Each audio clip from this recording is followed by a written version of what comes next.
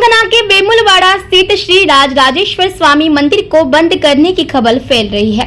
आपको बता दें कि राज्य सरकार 15 जून से मंदिर को बंद करने विकास कार्यों पर विचार कर रही है।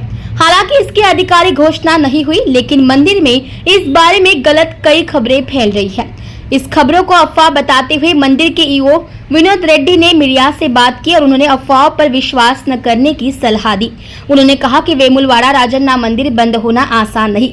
उन्होंने कहा कि वेमुलवाड़ा श्री राज राजेश्वर स्वामी मंदिर के खिलाफ दुष्प्रचार पर विश्वास न करें। मीडिया को बताया कि सोशल मीडिया पर चल रही खबर कि वेमुलवाड़ा श्री राज राजेश्वर स्वामी मंदिर 15 जून से बंद हो जाएगा, झूठी है। उन्होंने कहा कि पिछले कुछ दिनों से सोशल मीडिया पर राजन्ना मंदिर बंद करने को लेकर गलत प्रचार हुआ है। मंदिर के ईओ विनोद ने भक्तों से अनुरोध किया है कि वे इस खबर पर विश्वास न करें और उसे सोशल मीडिया पर साझा भी न करें। దేవాలయం జూన్ 17 నుంచి బంద్ అవుతున్నట్లుగా సోషల్ మీడియాలో తప్పుడు ప్రచారం జరుగుతున్నది. ఈ ప్రచారాన్ని అవాస్తవం అని చెప్పి ఆ ప్రచారం చేసిన సోషల్ మీడియా ఎవరైతే ఉన్నారో వాళ్ళ మీద కూడా నిన్న పోలీసు కంప్లైంట్ ఇవ్వడం జరిగింది. దేవస్థానం నుంచి కూడా మేము క్లారిఫికేషన్ కూడా పత్రికల ద్వారా, సోషల్ మీడియా ద్వారా, టీవీల ద్వారా కూడా ప్రచురించడం జరిగింది. ఏదైతే జూన్ 15 నుంచి ఆలయం మూసివేత, భీమేశ్వర ఆలయ దర్శనాలు అని చెప్పి ప్రచారం చేస్తున్నారో ఈ ఎవరైతే సోషల్ మీడియాలో తెలియని వ్యక్తులు, దయచేసి అటువంటి ప్రచారాలు భక్తులు ఎవరు కూడా నమ్మకండి.